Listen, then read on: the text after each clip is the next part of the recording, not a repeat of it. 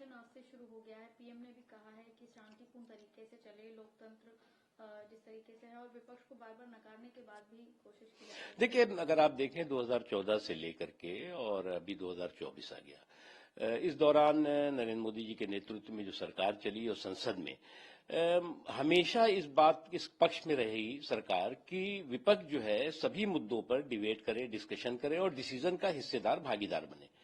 लेकिन अनफॉर्चुनेटली अगर आप देखें तो अधिकांश समय इन 10 सालों में विपक्ष जो है वो खासतौर से कांग्रेस पार्टी डिस्कशन का हिस्सा बनने के बजाय डिस्ट्रप्शन का किस्सा बनती रही और लगातार जो है वो किस तरह से जो है वो संसद की कार्रवाई को बाधित करो और संसद को पूरी तरह से हाईजैक करो, अपनी उद्दंडता और अराजकता के जरिए हाईजैक करो, ये कोशिश करते रहे।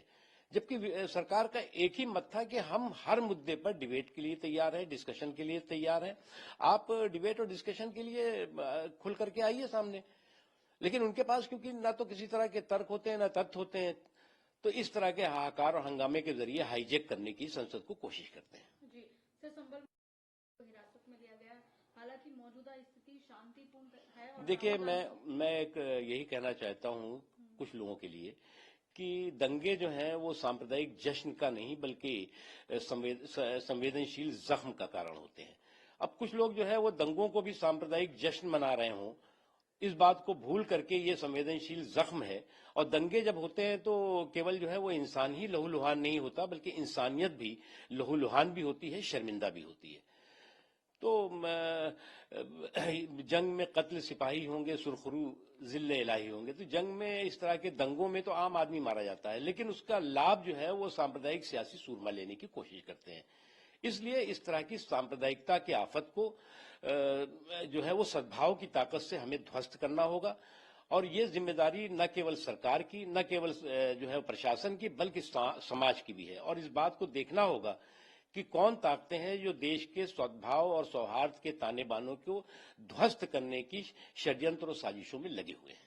सर, राहुल गांधी कह रहे हैं सीधे तौर पर उस दंगों के इतिहास और भूगोल में जाएंगे तो राहुल गांधी जी और कांग्रेस पार्टी को शर्मिंदगी उठानी पड़ेगी। उन्हें याद करना पड़ेगा कि भागलपुर में क्या हुआ था, उन्हें याद करना पड़ेगा कि भिवंडी में क्या हुआ था, उन्हें याद करना पड़ेगा कि अलीगढ़ में क्या हुआ था, उन्हें याद करना पड़ेगा कि मलियाना में क्या हुआ था। और एक एक दिन नहीं, सालों दंगे चले और हजारों लोग एक एक दंगों में मारे गए। एक लंबी श्रृंखला है, इसलिए हम उसके कंपटीशन में नहीं जाते। दंगा चाहे 1 घंटे का हो और चाहे 1 दिन का हो, वो जख्म एक ही जैसा देता है। इसलिए जो है वो दंगों पर जो है वो सियासत करने के बजाय उस पर संवेदनशील सोच के साथ एक समाज को एकजुट करने के लिए आगे बढ़ना होगा। और मैं मानता हूं कि पेड़ जो सूख रहे हैं उन्हें फलदार करो, दुश्मनी खत्म करो, प्यार करो, प्यार करो। इतनी ऊंची एक पड़ोसी की सदा एक पड़ोसी न सुने, इतनी ऊंची तो न मेरे दोस्त ये दीवार करो। तो इतनी दीवार को ऊंचा मत करो कि एक अड़ोस पड़ोस के लोग भी उसकी आवाज न सुन पाए और नफरतें बढ़ती रहे। आप मोहब्बत की दुकान खोल करके और नफरत का सामान बेच रहे हो। सर, महाराष्ट्र को लेकर एक बार महाविकास अघाड़ी हार गए वहां पर। देखो, डिफीट के डिप्रेशन में इस तरह का फ्रस्ट्रेशन अक्सर होता है।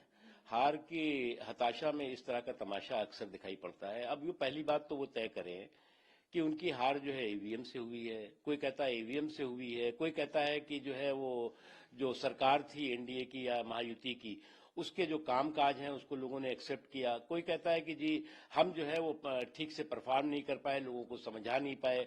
कोई कहता है कि हमारे अंदर कोई यूनिटी नहीं थी, एकता नहीं थी, हमारे यहाँ सिर्फ पुटोगल थी। तो पहले ये तय कर ले, एक बार मीटिंग करके बैठक करके ये तय करें कि उनके हार का कारण क्या है, तब उसका निवारण निकाले। अदरवाइज तो इस तरह के हार के हाहाकार करते रहेंगे। सर, असदुद्दीन ओवैसी ने भी लोकसभा में, देखिए, मुझे लग रहा है कि मैंने एक बात कही कि कोई भी दंगा हो, वो दंगा जो है वो सांप्रदायिक जश्न का कारण नहीं होना चाहिए बल्कि संवेदनशील जख्म देता है ये।